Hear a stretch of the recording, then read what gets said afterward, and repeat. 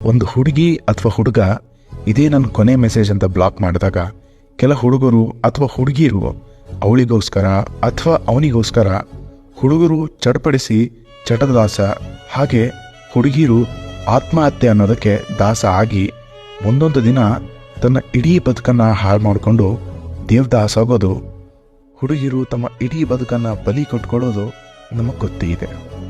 ಅಂಥವ್ರಿಗೆ ಈ ಮಾತು, ಪ್ರೀತಿಸಿದ ಹುಡುಗಿ ಅಥವಾ ಹುಡುಗ ಬಿಟ್ಟು ಹೋದ್ಮೇಲೆ ನೋವಾಗುತ್ತೆ, ಅದು ನಿಜ. ಮೊದಲೇ ಅವಳು ಅಥವಾ ಅವನು ನಿಮ್ಮ ಕನಸನ್ನು, ನಿಮಗೆ ಪ್ರೀತಿಯ ಮೇಲಿದ್ದ ನಂಬಿಕೆನ ಸುಳ್ಳು ಮಾಡಿ ಹೋಗಿದ್ದಾಳೆ ಅಥವಾ ಹೋಗಿದ್ದಾನೆ. ಈಗ ಅವಳಿಗೋಸ್ಕರ ಅಥವಾ ಅವನಿಗೋಸ್ಕರ ನಿಮ್ಮ ಉಳಿದ ಕನಸನ್ನು ಯಾಕೆ ಹಾಳು ಮಾಡ್ಕೋತೀರಾ? ನಿಮ್ಮ ಅಪ್ಪ ಅಮ್ಮನ ಕನಸುಗಳಿಗೆ ಯಾಕೆ ಬಲಿ ಕೊಡ್ತೀರಾ? ನಿಮ್ಮ ಉಳಿದ ಬದುಕು ಯಾಕೆ ಇಲ್ಲಿಗೆ ಮುಗಿಸ್ತೀರಾ? ಯೋಚಿಸಿ.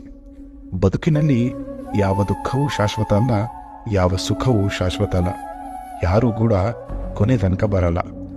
ಆದ ಅನುಭವದಿಂದ ಕಲಿತು ಗಟ್ಟಿಯಾಗಿ ನಮ್ಮ ಬದುಕನ್ನು ಸಾರ್ಥಕಪಡಿಸ್ಕೊಂಡು ನಮ್ಮಲ್ಲಿ ನಾವು ನೆಮ್ಮದಿ ಕಂಡು ಅಮ್ಮ ಅಪ್ಪನಿಗೆ ಅವರ ಕೊನೆಯವರೆಗೂ ಚೆನ್ನಾಗಿ ನೋಡ್ಕೊಳ್ಳೋದು ಉತ್ತಮ.